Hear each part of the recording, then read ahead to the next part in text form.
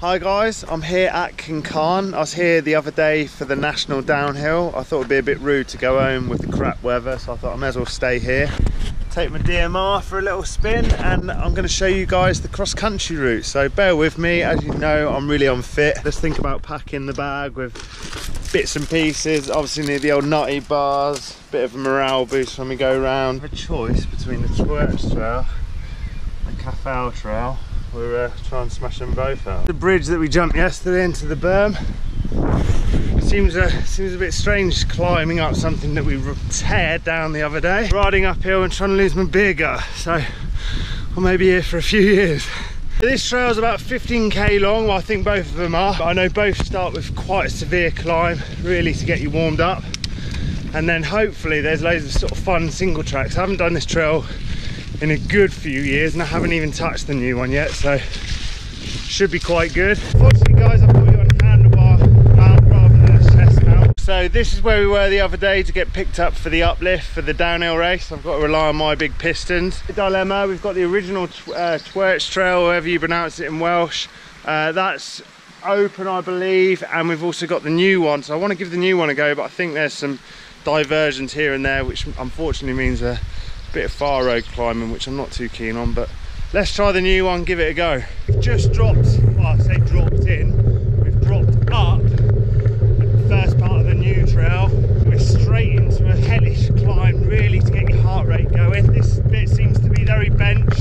The whole reason they bench trails generally is just to make it slightly easier and flatter for a lot of people. We've certainly gained quite a lot of elevation. Currently it's very uphill, a couple of sort of flowy mid bits, but it's only to get you back up again. Still awaiting, eagerly awaiting some little single track downhill, because my fat carcass is starting to struggle. Brilliant. Haven't seen any riders on track, but looks like the first bit. Little flowy single track. This is the start, guys. This is the start. What looks like to be a closure going on. Oh dear, oh dear. Right, so as you can see, this area here is closed, no public access. That's because there's some forestry work going on. Not the end of the world for me personally, because it just basically means that we have to cut it short somewhat, so one of them things. But what it does mean is we go from number 28 straight to checkpoint 34. As you can tell, we're missing quite a lot of the trail out, so one of them things. So hopefully what that does mean is we've done a lot of climbing. Hopefully we get rewarded for it in a minute. My experience so far, quite good as far as its technical climbs generally, rather than just far roads. Unfortunately, we're obviously on a far road now. That's purely because we're on a diversion. You have got to be somewhat fit for this trail. I don't think your week one novice will find it too enjoyable, so have a basic fitness. Another problem generally is no service on your phone, so just something to bear in mind. Make sure you ride with a buddy, or certainly tell people where you are. And I'm still searching for the downhills, so hopefully we'll find one in a minute. It's like we are back on track with another uphill. The climbing has eased off somewhat.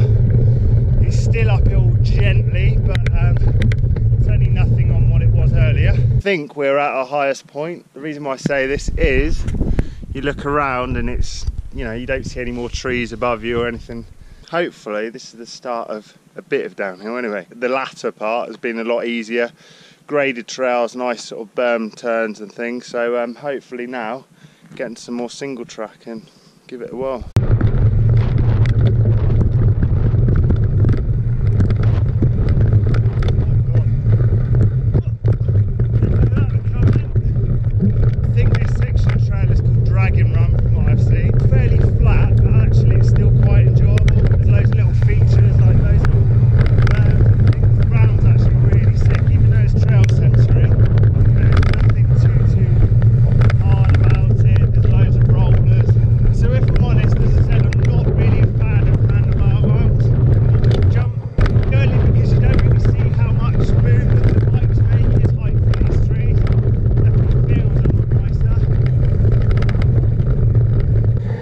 We have got to a decision now where we've got two options. Got to an option where we've got pedal hands downhill, which is basically a distance of 1.4k with 200 meter drop. or we can carry on with the cross country. Obviously, the fact that I'm a fat downhiller on a sick trail bike, I might just have to do the downhill and either pedal back up, dare I say it, to complete my mission of doing this, but I can't complete it anyway because half the trail's closed. All right, so let's drop into this section.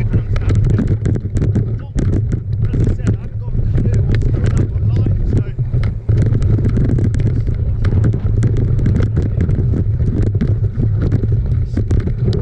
oh god, that was bloody close. So nearly had a crash already. You can see how slick and rooty that is.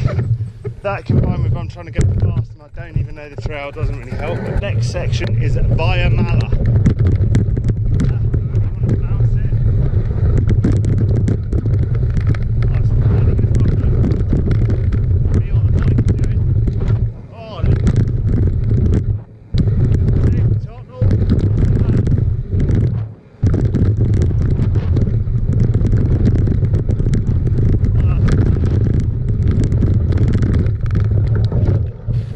The other trail must come out, so I think what I'm going to do actually is go back up, do that loop, so I've done as much as Cafall as I can, and then come back to this.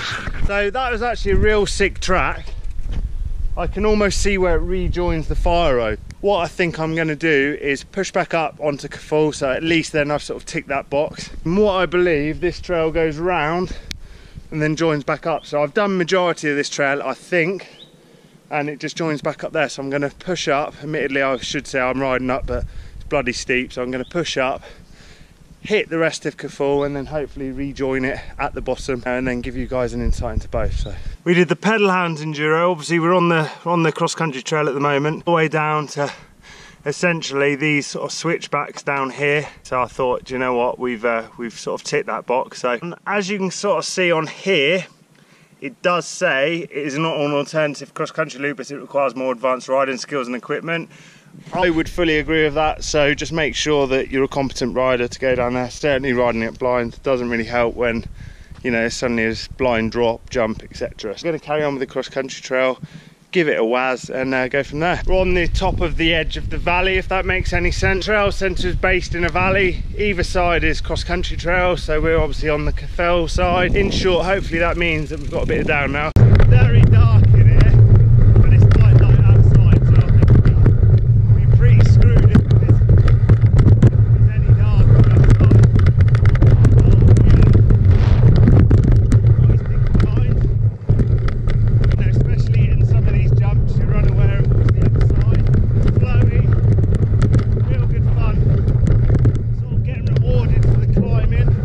Done a lot of climbing. We're pretty much on the upper edge of the valley now, so hopefully this means that there's a bit of a traverse all the way down. I haven't even looked at the map, I've just YOLO'd it. It's sort of hard to ride blind because you're unaware of what's the other side. A lot of the things, if you hit one thing, it generally flows into the next and so on and so forth. Hopefully, if there is anything stupidly big, which there shouldn't be because it's a cross-country trail, there'll be, you know, signs or markings to let you know anyway. Heartbreak Ridge, drop your saddle. So hopefully that means there's some steepness.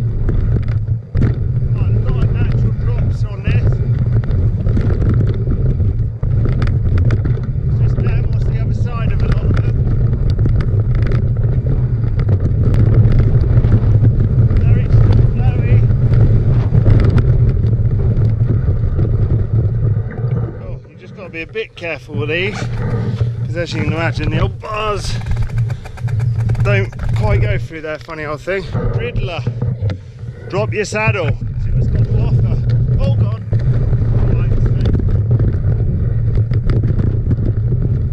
Oh mate, this is sick. Real fun, flowy. Unfortunately, I wish I had the chest mount or helmet mount so you can sort of see how much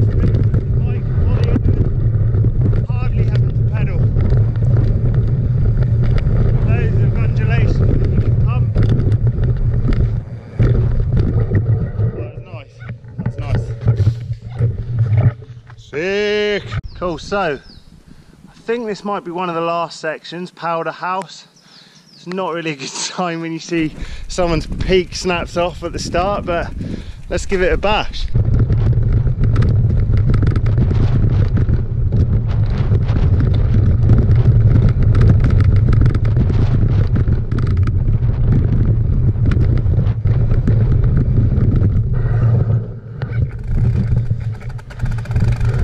was pretty much 99% of it, other than the diversion. I haven't done the very bottom bit because I know exactly what happens. It goes straight down to the calf, and I want to try and get the other loop in as well.